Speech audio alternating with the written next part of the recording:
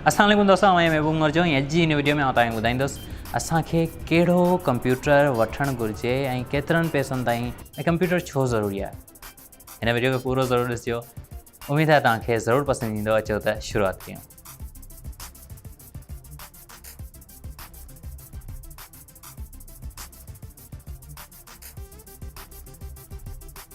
दोस्तों, तव्हां मां काफ़ी सारनि दोस्तनि मूंखां बार बार इहे सुवाल पुछिया आहिनि त तव्हां मूंखे कंप्यूटर वठिणो आहे, अदा कहिड़ो कंप्यूटर वठां, किथां वठां, कहिड़ो कंप्यूटर मुंहिंजा सभई कमु कंदो।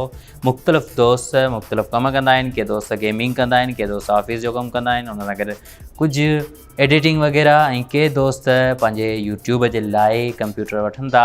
पर जेकॾहिं असां सभिनी कमनि खे ॾिसूं त ओवरऑल टोटल जा टोटल कम असां मोबाइल में करे सघूं था। जेतोणीकि असां ऑफिस जो सॼो कमु कंप्यूटर वारो पंहिंजी मोबाइल में करे सघूं था। ईमेल हुजे या कुझु लिखणो हुजे या प्रिंटर सां कनेक्ट करिणो हुजे त मोबाइल खे प्रिंटर सां, स्कैनर सां, कंहिं बि शइ सां कनेक्ट करे सघूं था। इंटरनेट ऑफ थिंग्स में जेके बि शयूं अचनि थियूं उन्हनि सां मोबाइल खे कनेक्ट करे सघूं था। ऐं उनखां अलावा मोबाइल में असां हर क़िस्म जी गेमिंग करे सघूं था। ऑनलाइन गेमिंग जेके असां कंप्यूटर में कंदा आहियूं उहो सभई कुझु मोबाइल में बि करे सघूं था। उनखां अलावा वीडियो एडिटिंग, वीडियो रिकॉर्डिंग वग़ैरह वग़ैरह सभु कुझु असां मोबाइल में करे सघूं था। त पोइ कंप्यूटर छो ज़रूरी आहे? ॾिसो, कंप्यूटर तमामु ज़रूरी आहे उन जे लाइ जो तव्हांजो करियर जेकॾहिं तव्हां ठाहिणु चाहियो था, कंहिं बि ऑफिस में तव्हां वञो, तव्हां मोबाइल जी भले स्किल हुजे, कंप्यूटर जी स्किल न हूंदी त तव्हांखे शायदि हायर न कनि। छो त कंप्यूटर हिन दौर में इंतिहाई ज़रूरी मशीन आहे।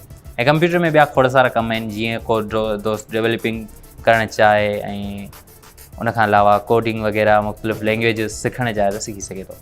आउं तव्हांखे ॿुधायां त कंप्यूटर तव्हांखे कहिड़ो वठणु घुरिजे जेको तव्हांजा इहे सभई कम करे। उन जे लाइ तव्हांखे कंप्यूटर रिक्वायर्ड आहे Core i7, घटि में घटि 3rd जनरेशन। ऐं तव्हांखे घटि में घटि वारो पैकेज ॿुधायां थो। ऐं तव्हां हिन दौर में घटि में घटि रैम 8 GB हुजे ऐं तव्हां वटि विंडोज़ जो कंप्यूटर ई हुजे, विंडो बहितर आहे।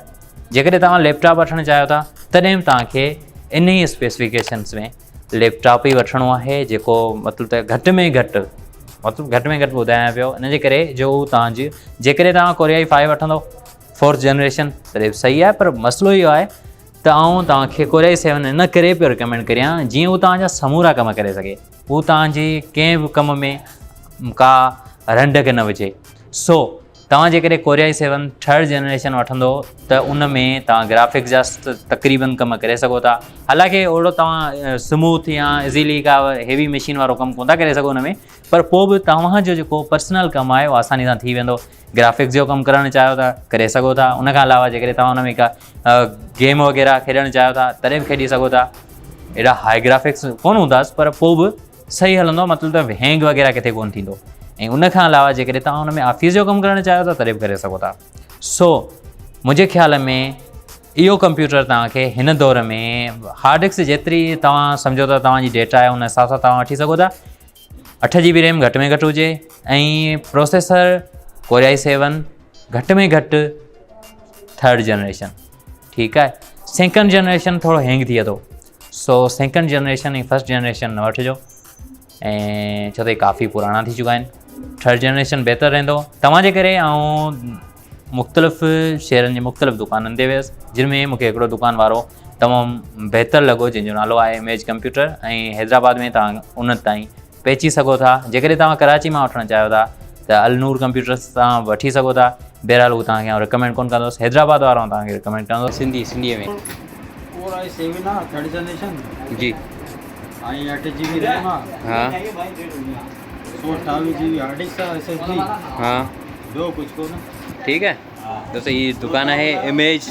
अच्छा, एड्रेस ॿुधायो पंहिंजी। एड्रेस असांजो आहे Chandni plaza, Tayyab complex, MB6, image computer. नालो इमेज कंप्यूटर, हैदराबाद। अच्छा, सदर हैदराबाद। उते तव्हां वञो ऐं उते तव्हां ॿुधायो त असांखे महबूब उमर जो मोकिलियो आहे। इहो ॿुधाइणो आहे त असां महबूब उमर जी वीडियो ॾिसी तव्हांजी दुकान ते आया आहियूं, तव्हांखे 1000 रुपया डिस्काउंट मिलंदो। जी बिल्कुलु, तव्हां वञो इमेज कंप्यूटर में ऐं उते तव्हां पुछा करियो त तव्हांखे यूट्यूब जे हवाले सां कंप्यूटर खपे थो ऐं तव्हांखे सभई कम करणा आहिनि। छो त यूट्यूबर गेमिंग खां बि सवाइ नथो रही सघे, उहो ट्राई कंदो रहंदो आहे। हुनजो अलॻि चैनल हूंदा सीक्रेट, जंहिं ते गेमिंग बि कंदो रहंदो आहे। असां वटि ख़ासि करे असां वटि रवाजु आहे, जेके वॾा वॾा यूट्यूबर आहिनि असांजा पाकिस्तान में, उहे सभई गेमिंग जे तरफ़ हलिया विया। पर चाहे उमरान अली ॾिनो ॾिसो, या वरी तव्हां जूणे जो साहबु ॾिसो, या वरी सभई तक़रीबन उहो रज़ा समूह ॾिसो, ऐं ॿिया बि जेके नंढा वॾा यूट्यूबर आहिनि आस्ते आस्ते गेमिंग वारे पासे वञनि पिया। सो तव्हां जेकॾहिं फ्यूचर में गेमिंग जे पासे वञो तॾहिं तव्हां जेके उहो कंप्यूटर कम में अची वेंदो। सो मुंहिंजे ख़्याल में हीअ वीडियो तव्हांजे लाइ तमामु ज़रूरी आहे, ऐं उन्हनि दोस्तनि जे लाइ बि तमामु ज़रूरी आहे जेके कंप्यूटर साइंस में पढ़नि पिया ऐं जेके कंप्यूटर वठणु चाहिनि था, उन्हनि खे हीअ वीडियो तव्हां पहुचाईंदो। सो तव्हां कीअं पहुचाईंदो, तव्हांखे न को शेयर करणी आहे, न को हुन माण्हू खे ॿुधाइणो आहे त हीअ वीडियो अची ॾिसे। तव्हांखे बसि हिन वीडियो खे लाइक करिणो आहे, हीअ वीडियो पाण ई हुन माण्हू ताईं पहुची वेंदी। सो हिन वीडियो खे जेतिरा घणो टारगेट रखूं, अॼु टारगेट थो रखां, हिन वीडियो खे 100 लाइक कंप्लीट कयो, ठीकु आहे। जेकॾहिं तव्हां मुंहिंजे चैनल ते नवां आहियो त महिरबानी करे सब्सक्राइब करे घंटी जे निशान ते क्लिक कयो। को बि सवाल आहे कमेंट में लिखो। अमला तव्हां सां अॻी वीडियो में तेसीं ताईं इजाज़त। अल्लाह हाफ़िज़, गुड बाय।